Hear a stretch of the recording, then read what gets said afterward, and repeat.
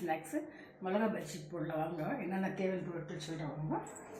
கடலை மாவு, அரிசி மாவு, மிளகா கீரி வச்சுருக்குறாங்க, மஞ்சள், சோடா உப்புங்க, சீரகத்தூள், சால்ட்டுங்க, சில்லி பவுடர் வச்சுருக்குறாங்க, தண்ணிங்க, எண்ணெய் காயறதுக்கு வச்சுருக்குறேன் ஃப்ரெண்ட்ஸ். இப்போ மிக்ஸ் பண்ணிக்கிறாங்க. கடலை மாவு போட்டவங்க கொஞ்சம் அரிசி மாவு போட்டுக்கலாங்க. பொருளெல்லாம் மிக்ஸ் பண்ணியிருக்காங்க. சில்லி பவுடரில் தண்ணி ஊற்றிக்கலாம்.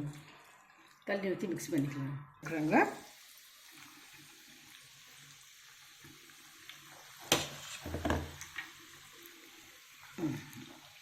வேவட்டன் போட்டு ரெடி ஆயிடுச்சுங்க.